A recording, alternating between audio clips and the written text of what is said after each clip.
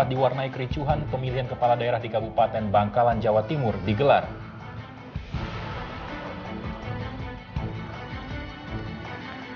Tanggal istimewa 12-12-12 yang terjadi hanya sekali dimanfaatkan sebagian orang untuk melahirkan bayinya dan sebagian lagi melangsungkan pernikahan. Pasukan Brimob yang dikenal tegas, disiplin, dan kaku ternyata juga jago berjoget Gangnam Style. Hasilnya lucu dan menarik.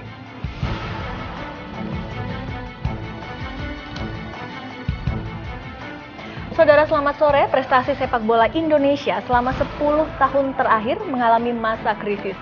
Di level Piala Dunia, kita hanya menjadi penggembira. Di Piala Asia, sepak bola Indonesia tidak bisa berbuat banyak.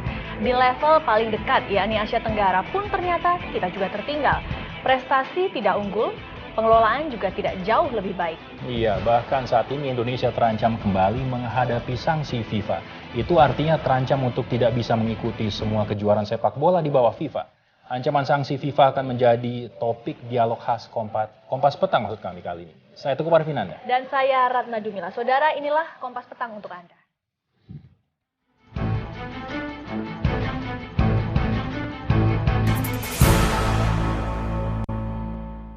Seusai menggelar penyisiran di kawasan industri Medan 2, sekitar 10.000 buruh langsung memblokade jalur Belawan menuju Medan. Jalan lintas menuju pelabuhan Belawan lumpuh. Selain itu, toko di sepanjang Medan Belawan tutup karena khawatir akan keberingasan buruh. Hari ini adalah hari ketiga demo yang merupakan hari terakhir dari ancaman buruh terhadap Gubernur Sumatera Utara. Mereka meminta upah minimum provinsi UMP dinaikkan dari Rp1.375.000 menjadi Rp2.200.000. Demo berpusat di kantor gubernur. Ribuan buruh dari luar kota Medan seperti Kota Binjai, Kabupaten Langkat, dan Kabupaten Deli Serdang. Aksi ini dilakukan buruh yang tergabung dalam SBSI, Federasi Buruh Sumatera Utara, dan sejumlah elemen lain. Mereka memulai aksi dari kawasan Kim. Jalan lumpuh dan beberapa toko memilih tutup karena merasa khawatir dengan kondisi keamanan.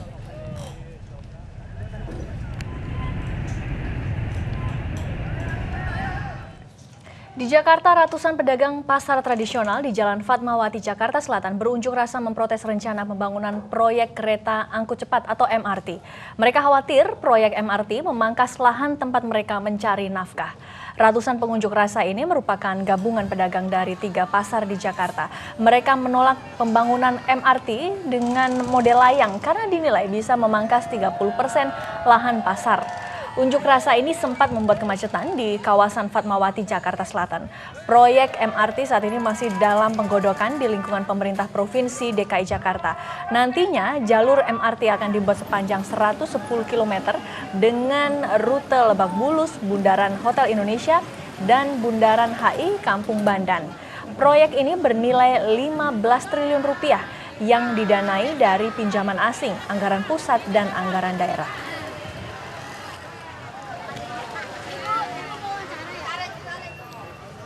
Dan saudara, hari ini pemilihan kepala daerah di Kabupaten Bangkalan, Jawa Timur digelar. Pemilihan bupati ini sempat diwarnai kericuhan yang dipicu keputusan KPUD mendiskualifikasi pasangan calon nomor urut 1, Imam Bukhori Zainal Alim. Pemilihan kepala daerah di Kabupaten Bangkalan, Jawa Timur akhirnya digelar setelah sempat diwarnai kericuhan. Proses pencoblosan berlangsung sejak Rabu pagi. Agar tidak dicoblos, foto pasangan Imam Bukhori Zainal Alim di surat suara ditutup stiker. Keputusan menutup foto calon ini berdasarkan keputusan PT UN Surabaya. Bupati Bangkalan yang memberikan suaranya di Kelurahan Keraton, Kecamatan Bangkalan, mengajak seluruh warga memberikan hak suaranya terlepas dari protes pendukung imam yang berujung ricuh. Meski sebelumnya sempat terjadi gejolak pasca pencoretan pasangan Imam Bukhori Zainal Alim, KPUD Bangkalan optimis pelaksanaan pemilihan Bupati Bangkalan berjalan lancar. Ada di beberapa tempat itu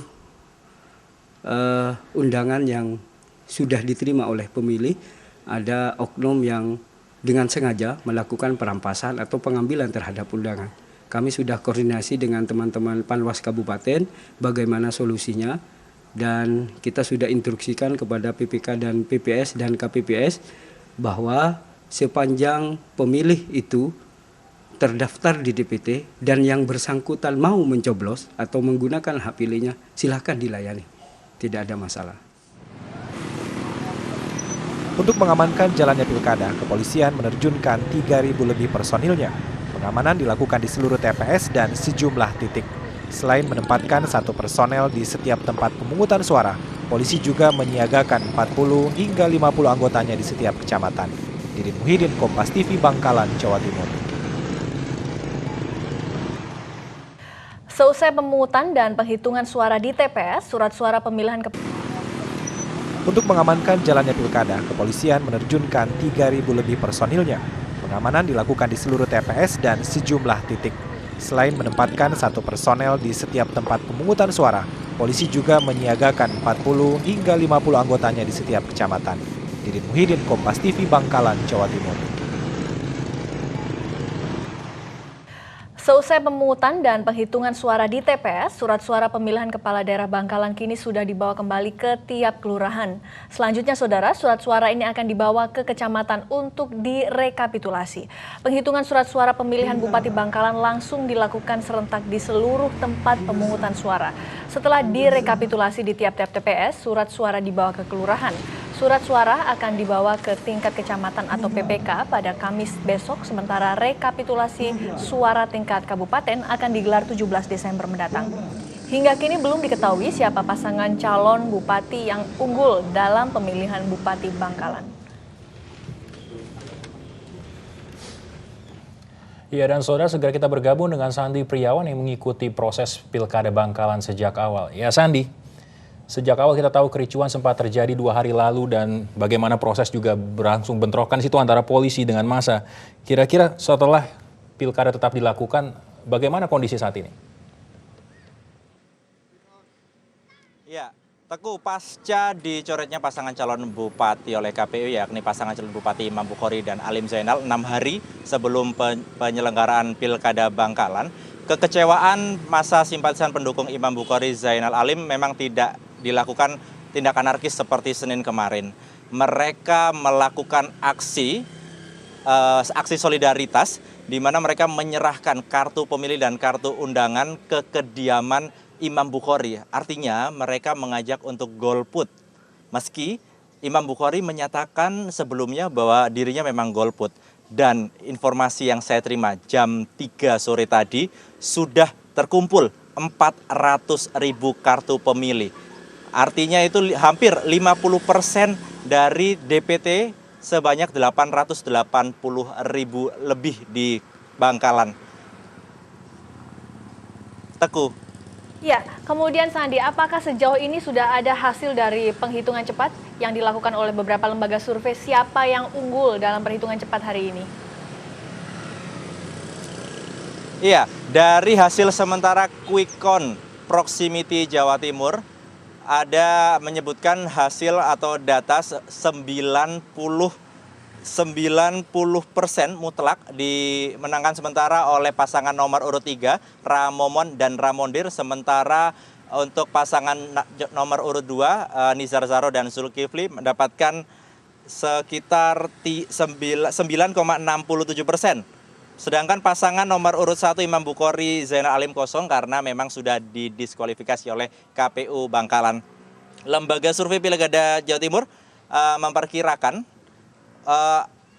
sampel data diambil dari 150 per kabupaten sebanyak 71.794 pemilih dengan margin error 1%.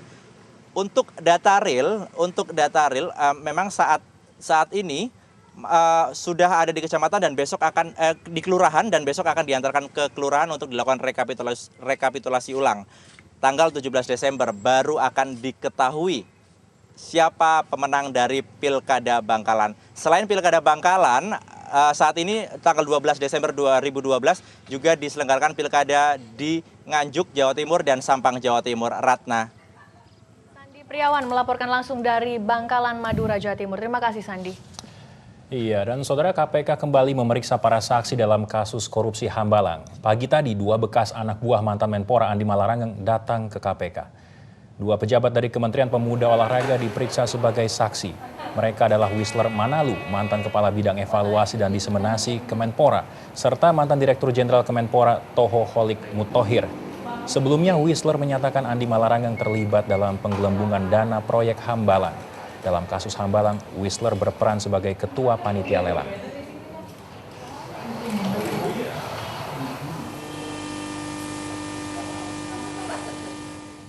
Informasi terkini dari KPK akan disampaikan oleh rekan kami Agus Rakasiwi dari Gedung KPK. Agus, bagaimana pemeriksaan yang dilakukan KPK terhadap bekas anak buah Menpora Andi Malarangeng, dan sejauh ini apakah juga ada perkembangan lain terhadap kasus korupsi yang terjadi di negeri ini selain kasus korupsi Hambalang? Ya, terima kasih Ratna Dumila dan juga Teguh Pavinanda. Betul sekali, memang ada 2 orang bekas anak buah Andi Malarangeng yang diperiksa oleh KPK hari ini. Akan tetapi ada juga yang menarik dari pemeriksaan pada hari Rabu ini. Di KPK tadi juga ada anak buah dari Nazarudin, yaitu Marisi Matondang, yang merupakan Direktur Operasional dari PT Anugerah Nusantara, juga diperiksa dalam kaitannya dengan kasus Hambalang. Akan tetapi bukan untuk tersangka Andi Malarangeng, melainkan untuk penyelidikan yang baru dibuka oleh KPK, yaitu mengenai adanya dugaan aliran dana atau suap yang terjadi pada saat pembangunan proyek Hambalang ini. Tadi pada saat kami mencegat Marisi Matondang, usai diperiksa dia mengatakan memang ditanya mengenai status Andi Malarangeng dan juga mengenai Hambalang. Dan pada saat ditanyakan lebih lanjut mengenai Hambalang adalah dia ditanya mengenai bagaimana proyek itu bisa terjadi antara PT Anugerah Nusantara, kemudian juga ada Adikarya, dan dengan Kemenpora. Nah, perlu kami sampaikan juga beberapa hari ini dari hari Senin sampai dengan Rabu berturut-turut dari BUMN PT Adikarya juga diperiksa. Paling tidak ada 3 nama, yaitu Teguh Bagus, M. Arif Taufikur Rahman, dan Paul Newan juga diperiksa oleh KPK. Ketiganya adalah orang-orang dari PT Adikarya. Dan dalam laporan yang kami dapatkan dari Tribun News bahwa PPATK memiliki dokumen tentang adanya aliran uang dari konsultan perusahaan kepada BUMN PT Adikarya itu. Dan tadi kami sempat tanyakan juga kepada Johan Budi mengenai masalah ini, dan Johan Budi mengatakan belum menerima adanya laporan terbaru dari transaksi keuangan mencurigakan seputar Hambalang ini. Perlu kami ingat kembali, kita review sedikit pada bulan Mei, PPATK juga sudah melaporkan kepada KPK ada 10 jenis transaksi mencurigakan pada saat proyek pembangunan Hambalang ini. Begitu Ratna Dumila dan juga Teguh Pavinanda. Agus Rakasiwi melaporkan langsung dari Gedung KPK di Jakarta. Iya, dan saudara, informasi selanjutnya, Presiden Susilo Bambang Yudhoyono memprediksi perekonomian Indonesia tahun 2013 masih menjanjikan, dan meski angka pertumbuhan ekonomi dunia sedang melambat akibat krisis. Prediksi ini disampaikan Presiden di hadapan 1.000 anggota Himpunan Pengusaha Muda Indonesia atau HIPMI di Kuta, Bali pada Rabu siang. Angka pertumbuhan ekonomi nasional tahun 2013 diperkirakan di atas 6,5%. Jumlah ini jauh di atas pertumbuhan ekonomi dunia yang terus mengalami koreksi di angka 3,5%. Capaian ekonomi yang masih menjanjikan ini memberi peluang besar bagi para pengusaha muda dan pengusaha pemula untuk ikut menggairahkan perekonomian nasional.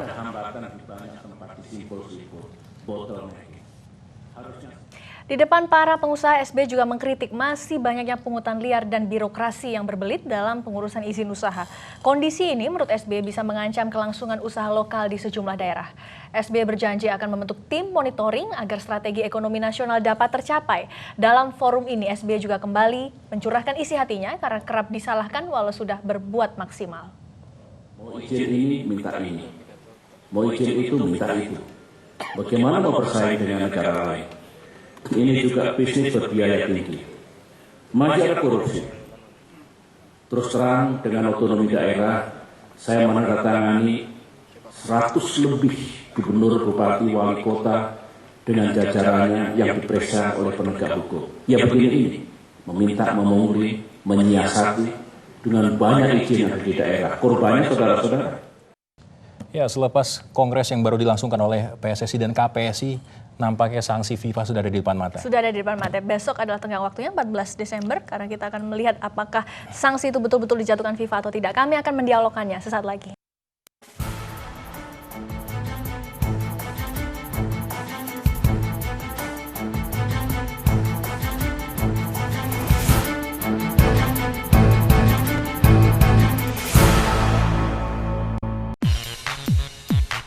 video-video unik, lucu, dan langka dari seluruh belahan dunia. Dikemas jenaka. Paling pas buat menemani waktu istirahat kamu. Saksikan Suka-Suka setiap Senin sampai Jumat.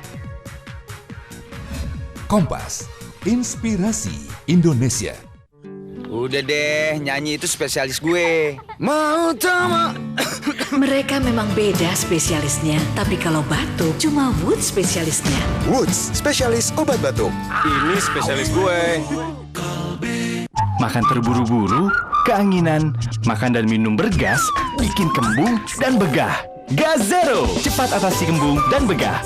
Gazero, kembung dan begah reda, perut lega. Gazero, dari Proma, ahlinya lambung. Stand Up Komedi Indonesia Season 3 digelar di kota Yogyakarta. Dapatkan formulirnya di Kamis 13 Desember di kampus UGM, Fakultas Ilmu Budaya. Jangan lewatkan juga Stand Up Night dan workshopnya. Stand Up Komedi Indonesia Season 3. Let's make love. Kompas TV, inspirasi Indonesia. Hutan Kalimantan, pembalakan liar mengancam keberadaannya. Kita ada koordinasi dengan aparat kepolisian untuk bisa lancar jalan di perjalanan dan aman sampai di tujuan. Dan itu kita ngasih ke aparat kepolisian. Berkas Kompas, illegal logging. Kamis, 13 Desember jam setengah 10 malam. Kompas TV, inspirasi Indonesia.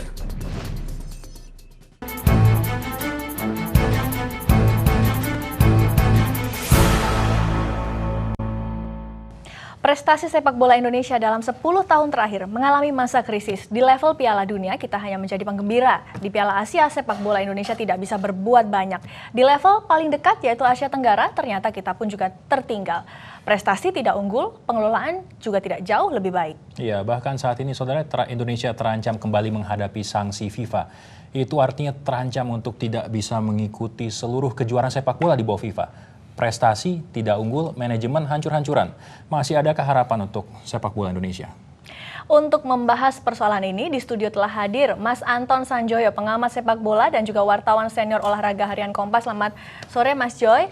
Dan juga Mas Apung Widadi, pecinta sepak bola yang juga merupakan pendiri Save Our Soccer. Selain itu juga kita telah tersambung melalui satelit dengan Pak Agung Gumelar, mantan Ketua Umum PSSI dan juga Ketua Normalisasi PSSI. Selamat sore Pak Agung Gumelar, bisa mendengar kami? Bisa, selamat sore. Assalamualaikum. Selamat sore. Waalaikumsalam Pak Agung. Baik, juga saya Mas langsung Joy bertanya. sama Mas Apung. Baik, saya langsung bertanya kepada Pak Agung. Pak Agung, saat ini pemerintah sudah membentuk task force atau seperti satuan gugus tugas untuk menyudahi konflik antara PSSI dan juga KPSI. Apa yang bisa diperbuat secara maksimal oleh badan ini? Jadi tugas pokok dari task force yang kemarin tanggal 11 dibentuk oleh pemerintah, dalam hal ini Menekpora, ya, pejabat sementara Pak Agung Laksono, itu ditugasi untuk melakukan lobby, langkah-langkah lobby kepada FIFA ya, dan AFC dan FIFA. Ya. Jadi kita sekarang kan sudah jelas, deadline kemarin tanggal 10, ya, dan tanggal 14 itu akan ada sidang ESCO di mana Jepang. Di Tokyo ya untuk menentukan sanksi kepada kita. Jadi deadline-nya sudah kita lewatin ya. Nah, jadi artinya apa? Untuk bisa melobi FIFA agar supaya sanksi ini tidak dikeluarkan, ini memang satu tugas yang sangat sulit, tipis sekali kemungkinannya. Artinya apa? Artinya kita harus siap untuk the worst ya, paling jelek ya, yaitu sanksi keluar. Nah, apabila sanksi keluar, maka tugas dari gugus tugas ini adalah untuk melobi FIFA, ya. Pertama agar supaya sanksi ini jangan sanksi yang pada grade yang paling berat. Ya. Grade yang paling berat itu adalah expel ya, dikeluarkan dari FIFA. Itu rasanya kok sulit, nggak mungkin ya. Tapi grade yang di bawah itu juga disuspend sampai waktu yang cukup lama. Itu juga harus kita cegah. Nah, lobby ini adalah dalam rangka upaya untuk mencegah jangan sampai lobby ini sanksi ini berkepanjangan. Dan Sejauh juga ini, kita akan minta upaya petunjuk. komunikasi yang sudah dilakukan sejauh apa Pak Agung? Yang dilakukan Sudah oleh kita task force komunikasi dengan pejabat Presiden AFC, ya, Jilung, ya, dari mana, dari Cina, ya. Kemudian juga kita sudah berusaha untuk bisa bertemu dengan Blatter, dengan komunikasi, tapi kelihatannya karena constraint waktu, ya, mungkin untuk bisa bertemu dengan Blatter di saat sebelum tanggal 14, ya mungkin agak sulit, ya, agak sulit. Lagi pula sekarang kan bola sudah di tangan Esko, ya, sidang Esko nanti. Mungkin Blatter pun sebagai presiden juga tidak bisa berbuat apa-apa kalau sudah dilempar ke. Ya, Pak Agung, dengan gambaran yang Anda berikan dan masyarakat silakan. Indonesia juga rasanya sudah mengetahui pasti bagaimana kondisi persepak bola nasional kita saat ini. Apakah ini artinya yang sedang dilobi oleh kita adalah tingkatan dari hukuman? Artinya hukuman memang sudah ada di depan mata dan sudah pasti kita dapatkan. Apa betul seperti itu kondisinya, Pak Agung? Saya tertarik, Anda tadi mengatakan kemungkinannya Iya, sangat betul. tipis. Sangat tipis, ya. Sangat tipis karena ya itu deadline-nya sudah dilewati tanggal 10. Tadinya kan begini, ketika tanggal 4 saya diundang oleh Menpora, waktu itu masih Pak Andi Malarangeng, membahas mengenai surat dari FIFA yang isinya adalah warning kepada pemerintah kita, semacam warning bahwa FIFA akan mengambil tindakan tegas apabila sampai tanggal 10 tidak bisa diselesaikan masalah kemelut ini, maka akan dibawa ke sidang Esko tanggal 14 untuk dikeluarkan sanksi. Ini tanggal 4 kita bahas surat itu. Dan ketika surat itu kita terima, kita bahas bersama dengan Menpora. Kami menyampaikan saran kepada Menpora, Pak, ini masih ada waktu 6 hari. Jadi langkah yang harus diambil saya rasa panggil aja mereka yang berseteru ini. Giring saja kepada mereka agar supaya tekadnya satu, jangan sampai kena sanksi. Artinya apa? Hilangkanlah ego masing-masing, ya. Satu arah adalah demi sepak bola. Dan ternyata dipanggil oleh Pak Andi Malarangeng waktu itu, ya, setengah kamar kemudian disatukan. Ada kesepakatan, ya. Kesepakatannya itu ada beberapa poin. Yang pertama, kongres akan diselenggarakan dalam satu kongres yang difasilitasi oleh Joint Committee. Waktu dan tempat akan ditentukan oleh mereka. Yang kedua, agenda kongres adalah hanya dua, yaitu penyempurnaan statuta dan dualisme kompetisi. Tidak ada agenda untuk menjatuhkan atau mengganti pengurus ketua umum, ya, itu. Yang ketiga adalah voters, ini masalah voters. Voters waktu itu kan disepakati berdasarkan MOU, voters yang dari Solo, Kongres Solo. Tetapi ternyata terjadi perkembangan, ada 15 Pemda, ya, yang dispute, ya, kemudian ada 3 klub. Jadi ada 18 yang masih dispute. Waktu itu sudah disepakati bahwa yang dispute ini, yang 18 ini, akan diverifikasi oleh Joint Committee. Nah, inilah kesepakatan inilah. Di samping ada satu rencana untuk mengaktifkan kembali 4 Esko yang dipecat, ya. Ini saya rasa tidak perlu lewat Kongres karena ini kan yang memecat. Apakah benar perseteruan antara KPSI dan PSSI ini sebenarnya didalangi oleh perseteruan dua pengusaha di negeri ini untuk mempertaruhkan atau untuk lebih menjaga wibawa gengsinya? Ya. Kata orang sih begitu, kata banyak orang, ya. Kalau saya sendiri saya tidak bisa menyebut begitu, ya. Tapi kalaupun ada 2 orang atau beberapa orang, asal niat baik dari kedua pihak yang resmi, ya, yaitu KPSI dan PSSI sepakat dengan tekad untuk demi bangsa dan negara, saya rasa ya berapapun di belakang, ya, kalau memang tekadnya seperti itu, saya rasa mungkin akan lebih baik, ya. Baik, Pak Agung, kita beralih sebentar ke Mas Joy. Mas Joy, tadi Pak Agung sudah menyinggung 2 hal sebenarnya yang menarik buat saya. Yang pertama disebutkan sebenarnya ada ego dari 2 pihak yang sedang berselisih saat ini. Yang kedua, nggak benar juga ternyata memang ada 2 pihak ini kita sebutkan sebagai pengusaha. Tapi di luar itu semua secara general, apakah betul kalau konflik yang terjadi ini sudah tidak bisa didamaikan lagi? Sekarang gini, sebetulnya ini kan konflik bermula sejak kepengurusan Johar ada, ya kira-kira setahun yang lalu. Dan konflik itu bermula sebetulnya dari pengelolaan liga. Nah, pengelolaan liga itu kemudian memunculkan LPI sebagai liga tandingan, liga yang sah yang diakui oleh PSSI dan LSI, liga yang kemudian tidak diakui. Nah, ini kemudian yang LSI memunculkan teman-teman yang KPSI.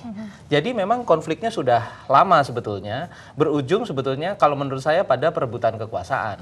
Nah, kalau sampai kemarin pun surat yang ditandatangani oleh Jerome Valcke kepada Menteri Andi Malarangeng waktu itu masih menjadi menteri, mengatakan bahwa sepak bola Anda itu brengsek, pada tanggal 10 kalian harus bebenah, kalau tidak sanksinya sudah ada. Kan gitu kira-kira. Nah, ternyata Pak Andi Malarangeng sudah berusaha sangat kuat, dipertemukan setengah kamar, satu kamar, ada kesepakatan, tapi tiba-tiba dalam hitungan jam kemudian berubah lagi. Saya bingung kalau kita nggak disanksi, gimana penyelesaiannya? Karena penyelesaian akhir sebetulnya sudah dilakukan oleh Menteri Andi Malarangeng yang mendapatkan surat dari Jerome Valcke. Apa sih kira-kira yang membuat sampai setengah kamar jadi satu kamar itu akhirnya jadi buyar lagi? Karena basic fondasi dari kedua pihak itu sama-sama nggak ketemu.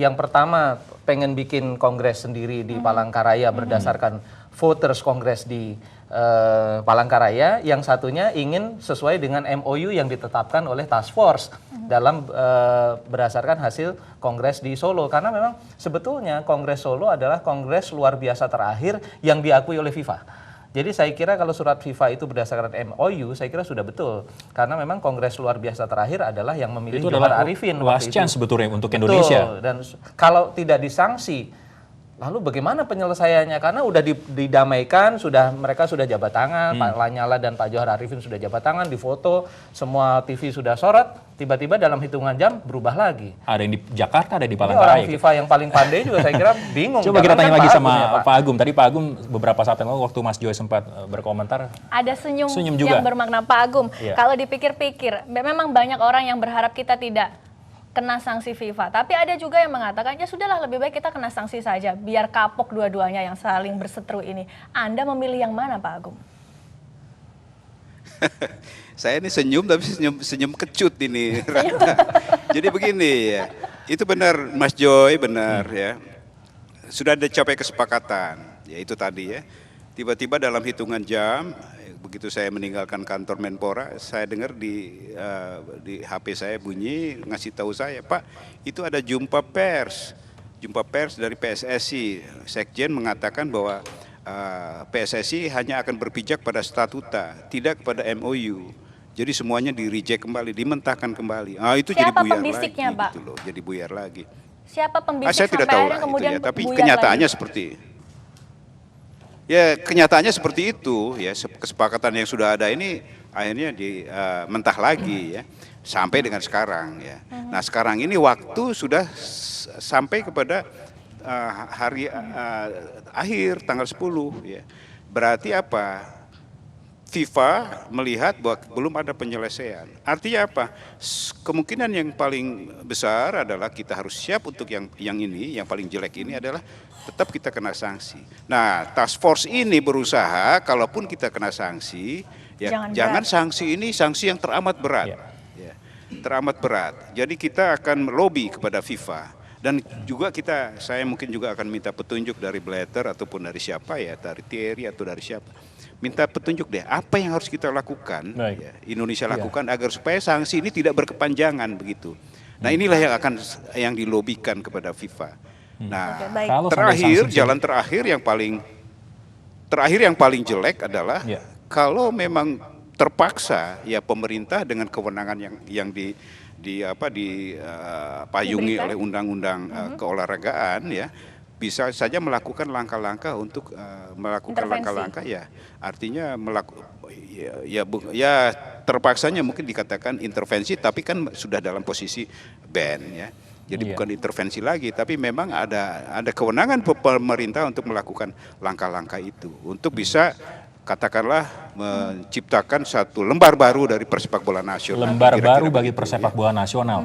Nah itu tadi tanggapan dari Pak Agum, tentunya menarik juga untuk mengetahui dari sudut pandang pemilik saham terbesar persepak bola nasional, yaitu supporternya sendiri. Ada juga pemainnya, ada yang mengatakan bahwa ada beberapa pemain yang mengatakan kalau memang kita nanti jadi kena sanksi, saya harus kerja sambilan karena saya harus menghidupi keluarganya. Sebenarnya bagaimana nasib sepak bola Indonesia kalau nantinya betul sanksi FIFA dijatuhkan? Kita akan berbincang dengan Mas Apung nanti sebagai salah satu pendukung tim nasional. Kami akan segera kembali saat lagi.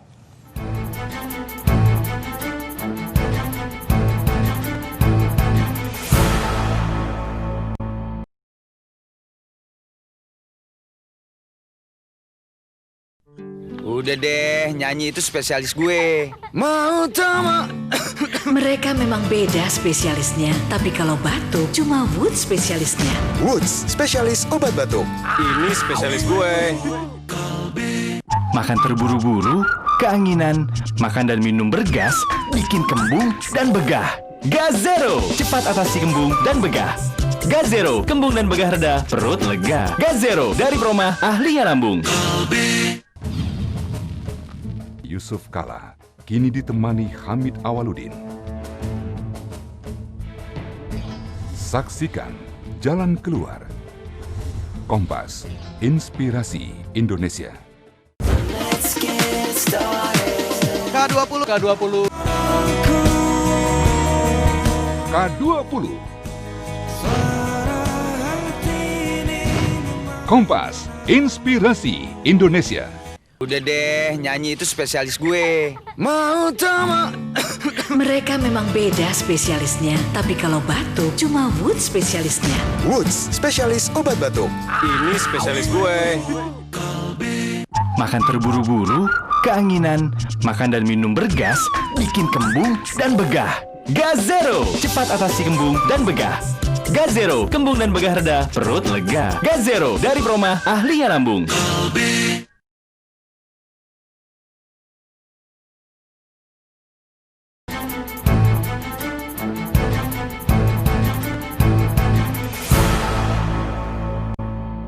Mas Apung, kalau seandainya kemudian sanksi FIFA sudah benar-benar dijatuhkan, apa yang akan Anda takutkan pada sepak bola Indonesia? Ya, kalau supporter itu kan biasanya paling suka dan paling asik ketika ejek mengejek gitu kan klub kesayangan dengan teman atau saudara yang berlawanan gitu kan dalam sebuah kompetisi yang fair gitu.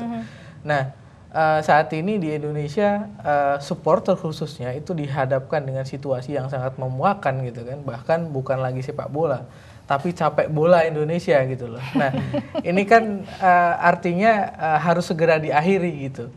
Nah, supporter juga dalam pihak yang juga mengkritisi kinerja PSSI selama hampir 18 bulan ini gitu kan, dengan KPSI itu apa sih sebenarnya gitu kan dalam konteks itu. Kenapa misalnya pemerintah tidak berani untuk membubarkan itu gitu, melihat dalam posisi yang legal atau non legal, karena PSSI dihasilkan ketuanya misalnya dari sebuah kongres yang fair yang juga dipimpin oleh Pak Agung gitu kan. Nah, dalam sisi ini kita susah untuk melihat sisi jernih sebenarnya gitu loh. Nah, inilah kebingungan. Nah, kalaupun kemudian akhirnya kita dijatuhi sanksi. Iya, dijatuhi sanksi itu sebuah kerugian besar bagi sepak Anda bola siapa Indonesia. yang paling harus bertanggung jawab? Yang paling harus bertanggung jawab pertama KPSI, yang kedua PSSI terkait dengan hal ini. Artinya kalau dikatakan dua-duanya penjahat gitu kan dengan kadar derajat yang berbeda, ya seperti itu faktanya. Kalau gitu. begitu sebagai seorang supporter bersama dengan teman-teman lain tentunya, apa kira-kira solusi yang Anda inginkan untuk bisa terjadi, bisa diwujudkan di sini? Saya pikir seperti ini. Tinggal 2 hari. Supporter tidak menginginkan bahwa PSSI di-ban oleh FIFA. Oleh karena itu kita menyampaikan pesan kepada Pak Agung gitu kan di Task Force dan PSSI sebisa mungkin gitu kan melobi ataupun kemudian memperjuangkan nasib PSSI gitu dalam konteks ini. Nah, kalaupun memang harus di-ban gitu, harus ada langkah-langkah yang strategis dari pemerintah untuk menyambung kembali atau membangun sepak bola yang telah porak-poranda. Masalah sepak bola di Indonesia saat ini kan bukan hanya bukan masalah teknis di lapangan hijau saja, tetapi kepengurusan juga. Iya, non teknis ini yang mengganggu dan yang merusak seperti itu. Mas Joy, kalau harus memilih bahwa kita dapat sanksi atau tidak, Anda lebih suka yang mana? Saya kira memang kalau sanksi itu sangat pahit ya, dan kalau jujur terus terang saya sangat-sangat berharap kita tidak dapat sanksi. Pak Agung punya koneksi yang hebat ke FIFA karena beliau pernah menjadi ketua normalisasi. Bu Rita Subowo juga IOC member, pasti punya koneksi yang luas di FIFA. Tapi kan nakalnya Indonesia sudah keterlaluan. Nah inilah karena memang sudah FIFA juga tampaknya sudah habis kesabarannya, dan saya kira Pak Agung ini kalau kita kena sanksi, Pak Agung dan kawan-kawan ini tugasnya sangat berat karena kemudian akan mengambil alih persepak bolaan kita. Kalau kita sudah disangsikan, FIFA dalam tanda kutip lepas tangan. Ini menjadi tanah tidak bertuan sepak bola, harus diambil alih oleh pemerintah. Saya kira harus dibentuk PSSI yang baru, tapi dengan syarat, saya sekali lagi harus ngomong nih sama Pak Agung mumpung saya ketemu di sini. Jadi Pak, tolong kalau misalnya Anda tetap bertugas sebagai task force menyelamatkan sepak bola Indonesia, harus ada sanksi kepada orang-orang yang bertanggung jawab terhadap sanksi terhadap kita. Dua kubu itu, Dua kubu KPSI, sama, PSSI. menurut saya dua kubu sama dosanya. Jadi harus ada sanksi tegas terhadap mereka. Mereka harus di blacklist, harus dimasukkan ke dalam daftar hitam, tidak boleh lagi terlibat dalam kepengurusan sepak bola nasional sampai dibentuk kepengurusan baru, dilaporkan lagi kepada FIFA. Kita akan menjadi lagi anggota FIFA dengan semua hal yang baru. Kita moratorium semuanya. Oke, Pak Agung juga mendengar tadi ya, Mas Joy pernyataannya seperti apa. Ini ada wacana yang menarik juga nih, memblacklist semua yang dari generasi lama. Bagaimana Pak? Saya rasa saran-saran seperti itu, ya kalau soal mungkin dan tidaknya segala sesuatu bisa terjadi ya. Hanya saya begini, ketika nanti task force ini bertugas untuk bisa mencari tahu langkah-langkah yang paling bijak yang disarankan oleh FIFA ya kepada kita, apa yang langkah yang paling tepat, paling bijak agar supaya suspend ini atau ban ini tidak berkepanjangan. Nah itu yang akan kita lakukan ya, ya akan kita lakukan. Nah, kalaupun nanti harus membuka lembaran baru, memang kita harus bahas bersama, kita wargamingkan bersama. Sebetulnya kunci dari tulang punggung dari persepak bola nasional kita itu adanya pembinaan itu kan di klub-klub ini. Klub-klub inilah yang nanti harus dibuat mengerti tentang langkah-langkah yang akan diambil oleh pemerintah, dalam hal ini siapapun yang diberi tugas oleh pemerintah, dalam rangka mempersatukan semuanya. Ini klub-klub harus menyadari ini, harus mengerti. Jadi apapun langkah yang diambil nanti klub harus betul-betul mengerti dan ikut serta bersama-sama berusaha untuk mengarah kepada hal yang positif tadi ya. Itu soal siapa pengurus-pengurus yang dikatakan sudah tidak lagi kredibel dan diharapkan dijadikan di blacklistkan. Saya rasa itu nanti mungkin langkah-langkah seperti itu harus kita wargamingkan, harus kita bicarakan bersama ya. Iya. Kita bicarakan Pak Agung, bersama. di kurang lebih 1 tahun yang lalu Anda menduduki posisi yang sama sebagai ketua normalisasi, hanya berbeda nama saja pada saat ini. Nah, apa kira-kira yang membedakan karakteristik pada saat itu dengan saat ini sehingga sepertinya kita tidak melihat ada titik terang dari konflik yang saat ini terjadi? Gini, kalau waktu itu ya kemelut sepak bola di Indonesia menyebabkan FIFA memutuskan bahwa kepengurusan yang ada waktu itu Pak Nurdin CS tidak kredibel, tidak bisa lagi melanjutkan tugas-tugasnya sebagai pengurus. Maka dibentuklah komite normalisasi untuk mengambil alih tugas ini. Jadi mandat ada langsung dari FIFA ya. Sehingga mandat seperti ini akan sangat kuat ya. Dan memang pada saat kongres pertama di Jakarta itu saya tahu betul skenario yang dilakukan oleh mereka yang oppose terhadap mandat FIFA ini. Saya tahu betul. Oleh karenanya saya sesuaikan dengan skenario mereka. Saya pun punya skenario. Tetapi ketika kemudian gagal di kongres pertama, maka sanksi dari FIFA di depan mata. Tetapi saya sebagai ketua normalisasi, saya lobby FIFA, saya datang ke Zuri, saya ketemu Blatters, ketemu ketemu Warawi, ketemu sama Junji Ogura, anggota ESCO. Saya jelaskan, ini semua bukan kehendak rakyat Indonesia. Jadi kalau sanksi dikeluarkan, maka yang kasihan rakyat Indonesia. Mereka tidak berdosa. Ini hanya kelakuan dari sekelompok, saya bilang. Kalau Akhirnya kemudian mereka kedua pengurus peluang KPSI lagi. dan PSSI itu tidak pernah, mohon maaf saya harus mengatakan kata-kata tidak kapok gitu, walaupun kita sudah di FIFA diberi sanksi, tapi tetap saja kemudian mereka tetap bertikai. Seperti apa solusinya, Pak? Ya, itu begini ya, PSSI merasa legal karena hasil kongres PSSI yang direstui oleh FIFA di Solo, ya kongres luar biasa. Tetapi KPSI pun merasa legal karena KLB yang mereka lakukan itu dihadiri oleh 2/3 lebih dari anggota PSSI. Jadi dua-duanya merasa benar. Ya, dua-duanya merasa, dalam posisi dua-duanya merasa benar inilah suasana sekarang tercipta. Saya sarankan kepada pemerintah waktu itu, langsung kepada Pak SBY waktu saya main golf sama beliau, sebaiknya dalam posisi seperti ini pemerintah bersikap netral. Tidak boleh berpihak kepada salah satu yang berseteru. Kalau pemerintah berpihak pada salah satu yang berseteru, ini akan memperumit keadaan. Itu saya sampaikan begitu. Baik. Iya, Mas Dan Joy. akhirnya memang pemerintah bersikap netral. Baik, Pak Agung, kita beralih sebentar ke Mas Joy. Mas Joy, kalau kita lihat ada dua skenario kan, di ban ataupun justru terhindar dari sanksi. Tapi ada juga yang bilang, kalau seandainya kita kena sanksi, ini kesempatan yang bagus buat introspeksi buat sepak bola nasional. Gimana kita ngelihat perspektif itu? Saya kira apapun yang akan terjadi pada sepak bola kita harus siap. Kalau kita kena sanksi, apa aja langkah yang harus kita ambil. Paling bagus adalah task force-nya Pak Agung, Bu Rita, dan kawan-kawan itu bekerja untuk menyelamatkan kita dari kehancuran yang lebih dalam ya. Membentuk PSSI baru berdasarkan keinginan anggota. Pak Agung benar sekali, semua tugas-tugas yang dibentuk oleh task force itu harus berdasarkan keinginan anggota. Jadi anggota-anggota ini kemudian dikumpulkan lagi membentuk PSSI baru. Tapi apapun mau disanksi mau tidak, kalau tidak disanksi saya juga bingung karena sebetulnya last attempt kesempatan terakhir itu ketika mereka bertemu dengan Andi Malarangeng di Menpora waktu itu di kementerian membuat kesepakatan, itu sebetulnya kesempatan terakhir. Setelah itu tidak ada kesempatan lagi. Oke, baik, saya terakhir ke Mas Apung. Mas Apung, harapan Anda untuk sepak bola Indonesia kalaupun nanti diberi sanksi ataupun tidak? Ya, harapan kemudian supporter ya dalam konteks ini ingin melihat bahwa sepak bola Indonesia ini kan berprestasi baik di dalam negeri ataupun luar negeri gitu kan. Dahulu ya? Iya, seperti dahulu. Sehingga misalnya kreativitas prestasi dari pemain, bahkan mungkin kreativitas dari supporter kan tumbuh dari kompetisi yang sehat gitu. Nah, harapan ke depan seperti yang Mas Joy bilang, memang kita harus siap dengan segala situasi gitu kan. Nah, terakhir mungkin momentum ini ketika di ban atau tidak itu harus dijadikan sebuah refleksi yang mendalam, di mana jangka panjang atau roadmap sepak bola Indonesia itu bukan hanya dibangun oleh PSSI ataupun KPSI, tapi seluruh stakeholder. Nah, kelompok-kelompok profesional gitu ya, sebagai solusi misalnya ketika ada PSSI baru ataupun apa, itu juga harus berani untuk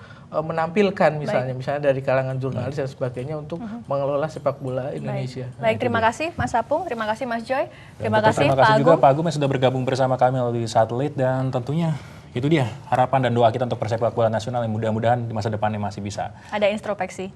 Kalaupun memang dibentuk pengurus baru, jangan sampai didalangi orang-orang yang sama. Iya. Blacklist. Dan susah jeda berikut ini kami punya informasi mengenai Brimob yang bergangnam. Wah, ini luar biasa ya. Brimob tapi yang melakukan. Kami akan kembali saat lagi.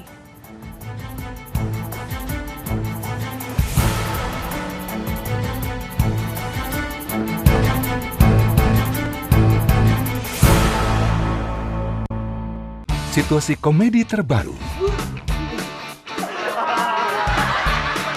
Saksikan Paris Van Java setiap Kamis jam 8 malam.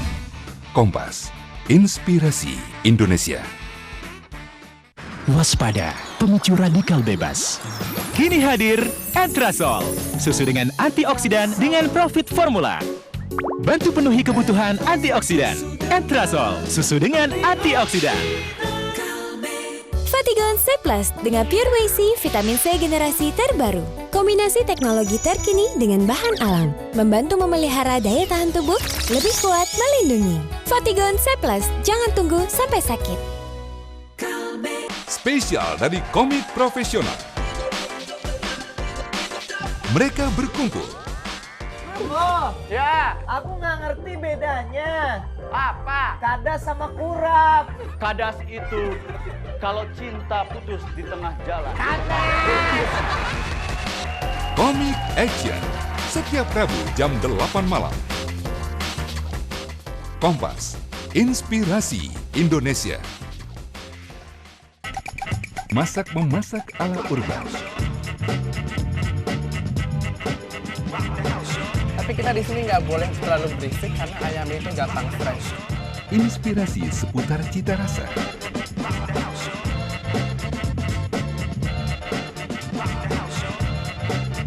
Oke, untuk kali ini saya akan memasak dengan ayam broiler karena saya akan memasak chicken nugget.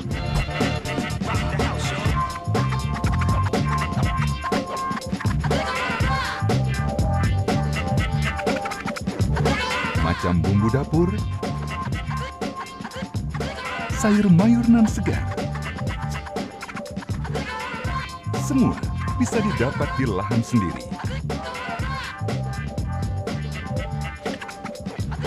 Urban Cook, setiap Rabu jam 7:30 malam. Kompas, Inspirasi Indonesia.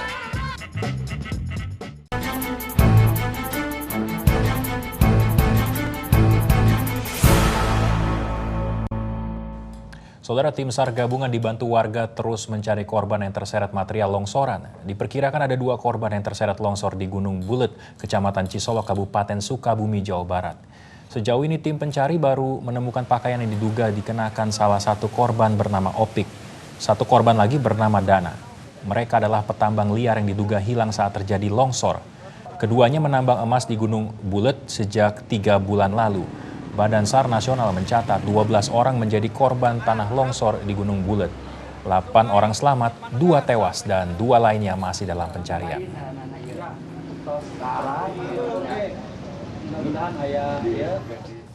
Komisi Pemilihan Umum Jawa Barat bersama 3 lembaga lain berkomitmen menyukseskan pemilihan umum gubernur dan wakil gubernur tahun 2013. Ketua masing-masing lembaga mengucapkan deklarasi dan memberikan berkas sebagai simbol deklarasi disetujui semua lembaga. Dengan adanya deklarasi keempat lembaga ini diharapkan pemilihan gubernur dan wakil gubernur Jawa Barat nanti akan berjalan dengan lancar.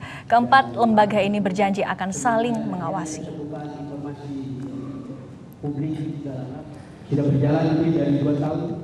Korps Brimob Polri hari ini memiliki pemimpin baru. Jabatan Kepala Korps Brimob yang sebelumnya dipegang Irjen Syafei Aksal kini digantikan oleh Brigjen Polisi Unggung Cahyono. Pergantian jabatan dianggap sebagai dinamika dan harapan baru bagi Korps Brimob Polri yang menjadi ujung tombak kepolisian Indonesia untuk pengamanan negara. Jabatan Kakor Brimob kini disandang oleh mantan Kapolda Kalimantan Barat Brigjen Polisi Unggung Cahyono. Sedangkan pejabat sebelumnya yang sudah menjabat selama 2 tahun, Irjen Syafei Aksal, diangkat menjadi Wakil Kepala Badan Pemeliharaan Keamanan atau Wakabaharkam. Upacara serah terima jabatan diadakan di Makobrimob Kelapa II, Depok, Jawa Barat. Kapolri Jenderal Timur Pradopo menegaskan masih banyak tantangan Brimob yang harus diselesaikan, seperti ancaman terorisme dan kerusuhan horizontal yang perlu penanganan serius dari Polri. Remaja atau anak-anak bergangnam style itu biasa, tapi kalau pasukan Brimob yang dikenal tegas, disiplin, dan kaku berjoget Gangnam, bisa jadi ini menarik dan membuat penasaran bagaimana aksinya. Iya, joget Gangnam Style dilakukan oleh pasukan Brimob siang tadi saat upacara serah terima jabatan Kepala Korps Brimob Polri, Kakor Brimob.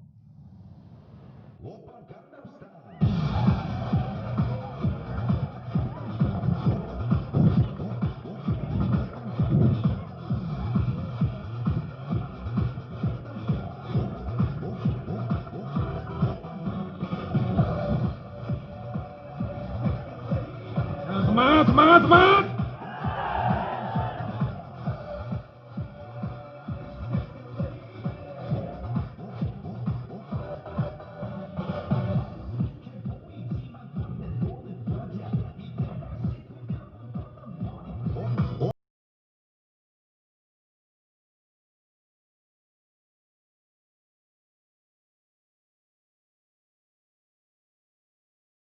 We are not alone, baby, baby, not anymore. 좀 아는 놈, 뛰는 놈, we are not alone, baby, baby, not anymore. 좀 아는 놈.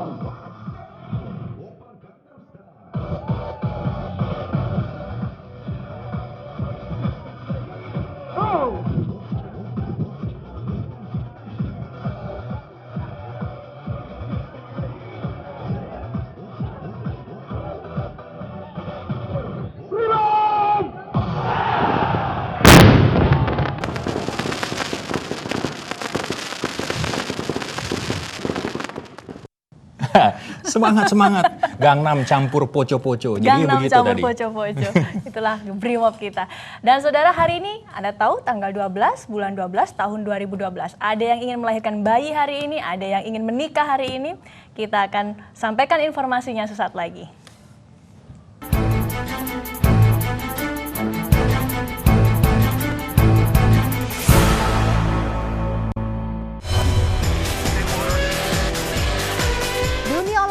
selalu menarik untuk diikuti. Saksikan Kompas Sport setiap hari.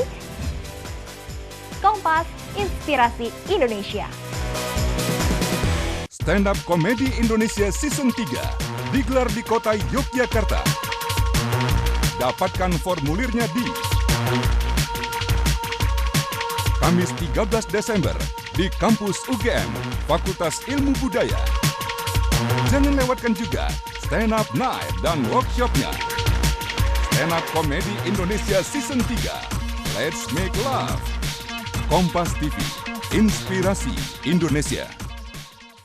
Selalu terselip hikmah di balik kepedihan dan kehilangan. Demikian pula bagi Kadek Antari. Karena ada satu pesan yang selalu saya ingat, bekerjalah buat orang-orang yang kamu cintai di kehidupan yang sekali ini saja. Saksikan sosok episode Kadek Antari. Kamis jam 9 malam. Kompas TV, inspirasi Indonesia.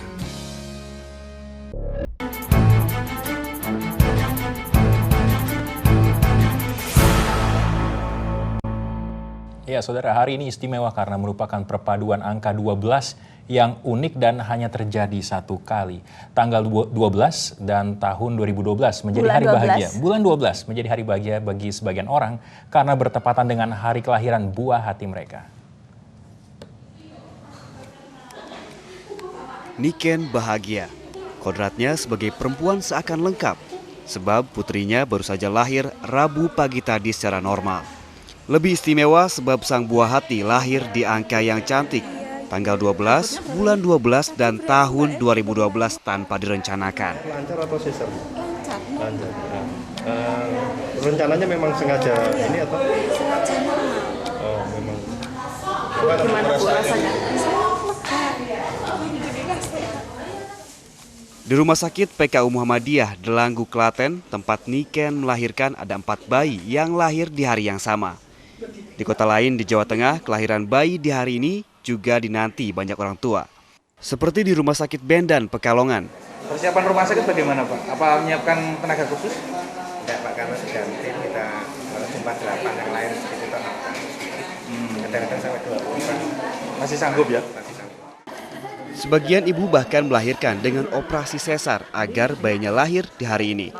Seperti di Rumah Sakit Husada Utama Surabaya, Jawa Timur yang hingga menurunkan 13 tenaga spesialis karena banyaknya persalinan yang harus ditangani. Tentu semua telah diawali dengan konsultasi berkala antara orang tua dan dokter. Percaya tidak percaya akan makna di baliknya, kombinasi angka unik di hari ini terbukti menjadi pilihan sebagian orang untuk hari istimewa mereka. Tim Liputan Kompas TV, Surabaya, Jawa Timur. Selama setahun ekspedisi cincin api berlangsung, tidak terhitung banyaknya rekaman momen fenomena ke gunung apian yang memesona. Dan Anda yang tidak sempat melihat tayangan perjalanan tim ekspedisi Kompas di harian Kompas atau Kompas TV, dapat melihatnya dalam pameran foto ekspedisi cincin api. Setiap potret ini adalah bagian dari ekspedisi cincin api. Ekspedisi merekam jejak gunung api yang melingkari Nusantara. Selama setahun, semua cerita dan proses peliputan terabadikan dan siap untuk dinikmati dalam pameran foto 1 tahun Negeri Cincin Api di lobi gedung Kompas Gramedia, Palmerah Selatan. Ada 12 tema yang dirangkum dan setiap rekaman yang terpotret ini menyimpan cerita di baliknya. Bagi pewarta foto Iwan Setiawan, perjalanan meliput fenomena keunikan Sulawesi menyimpan cerita menarik. Apa yang menarik atau berkesan dari pengambilan foto-foto ini? Untuk foto yang di Sulawesi ya, karena saya ikut beberapa ekspedisi cincin api, yang Sulawesi bagi saya menarik karena kita kan mengambil foto tentang keanekaragaman hayati, terutama satwa-satwa, dan tidak seperti yang lainnya kita motret manusia kan gampang, terkadang kita bisa nungguin atau kita bisa arahin. Motret binatang kan nggak mungkin, jadi kita yang harus menyesuaikan. Jadi kita harus nunggu lama sampai kita digigitin serangga, kita kena tungo, itu gatalnya sampai 2 minggu. Karya mereka pun memukau para pengunjung untuk semakin peduli pada tanah air. Pokoknya setelah ngeliat foto-foto ini, makin cinta sama Indonesia, makin ingin datang ke tempat itu, makin ingin bercita-cita buat ada di atas puncaknya, ngelihat semua keindahan Tuhan yang ada di Indonesia ini. Tak hanya menyaksikan foto, para pengunjung pun memuaskan rasa ingin tahunya lewat berbagi pengalaman dengan tim ekspedisi Cincin Api. Keindahan karya 16 pewarta foto ini bisa Anda nikmati hingga tanggal 19 Desember mendatang. Dan saudara, demikianlah Kompas Petang hari ini. Saya Ratna Dumila. Saya Teguh Parvinanda. Terima kasih. Sampai jumpa.